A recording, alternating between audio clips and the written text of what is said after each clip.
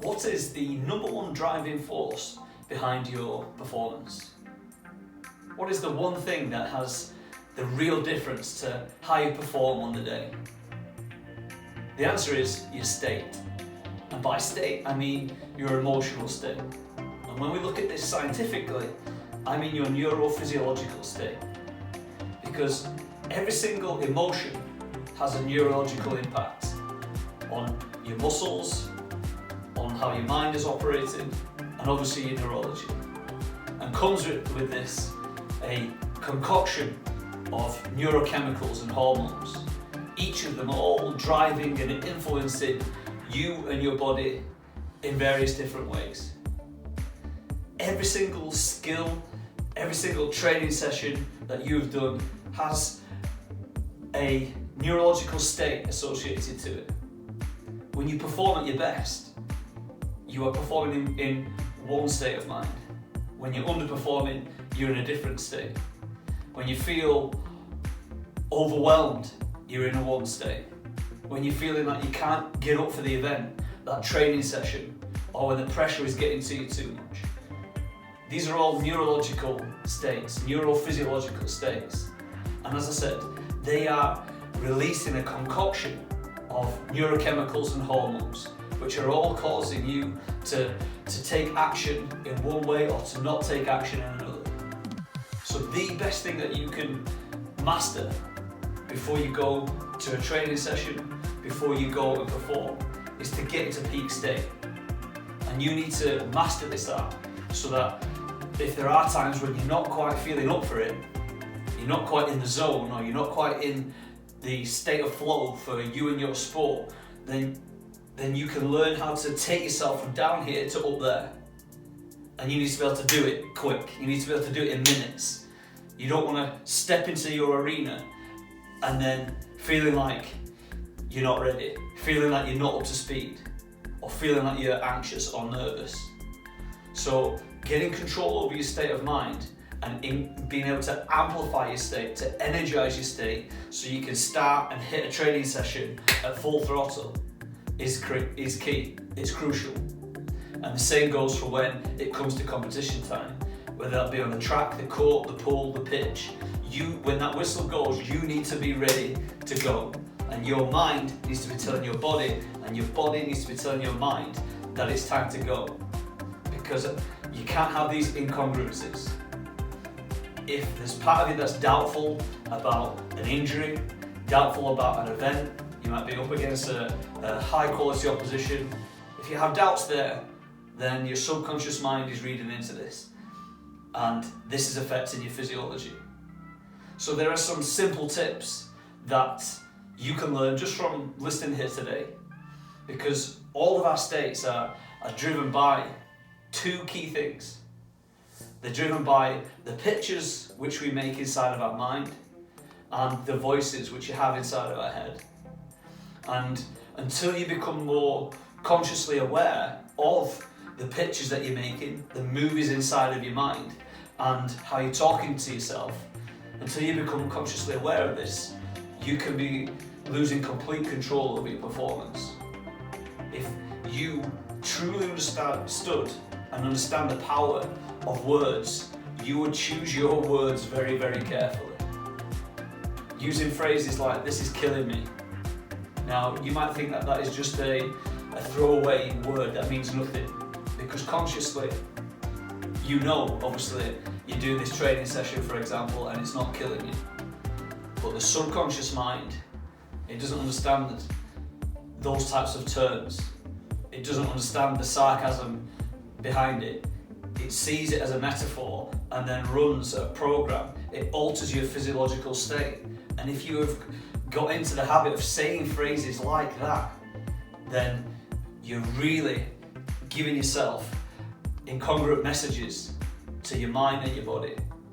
So you must, in the lead up to your training sessions, the lead up to your competitions, you must become conscious of what you were once unconscious of.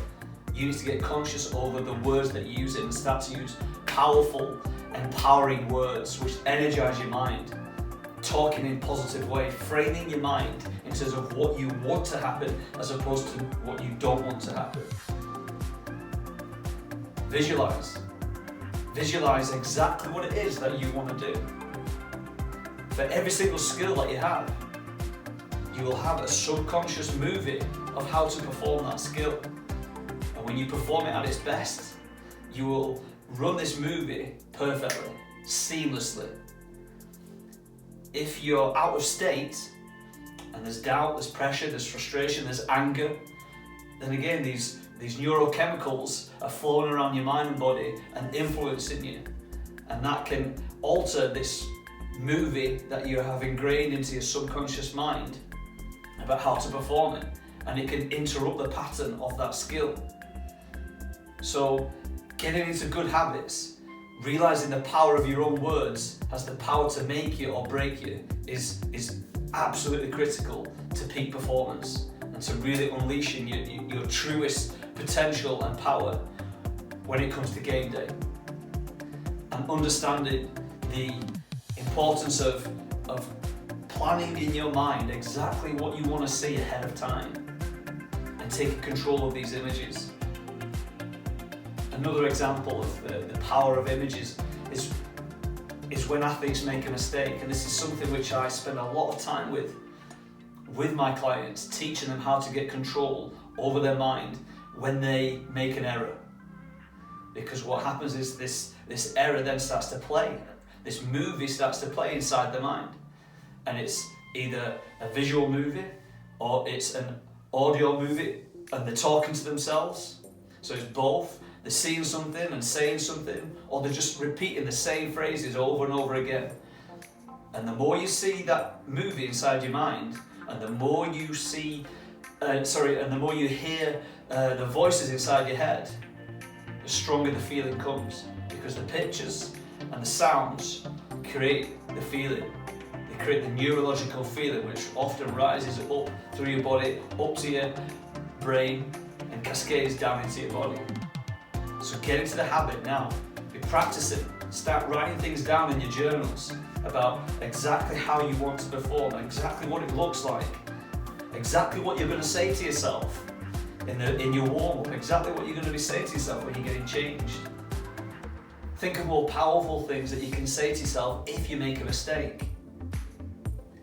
Pre-plan the movie inside your mind of making an error and then correcting it. One of the best things you can do, if you can do this, and without specific training and coaching, it's a little more challenging, but it's still possible. The best thing to do is to turn off criticism altogether, turn off the voice inside your mind, and this will allow you to be free from that nagging voice, that critical voice, which can often put yourself down. So the key takeaways here for all of you keen athletes striving to hit peak performance is take control over the movie inside your mind, take control over the voice, the self-talk, and utilize them. Frame your mind to become the movie of what you want with the soundtrack of what you want. And imagine it like you're in a surround sound cinema, speaking with confidence, speaking with joy, speaking with happiness, regardless of your performance. You've got to feel great throughout all of this. Yeah? Even in the biggest moments, you can feel enjoyment in what you're doing, and this is essential for you and your performance, and for you to keep making these progressive steps higher and higher with your performance. So I hope you found some of these tips and some of these insights useful for you. If you haven't already, please subscribe, click the link below, and if you'd like to get in touch for your free consultation, then please do so, and I'll gladly hook you up with some more valuable information and some techniques and programs which can help you take your performance to an even greater level.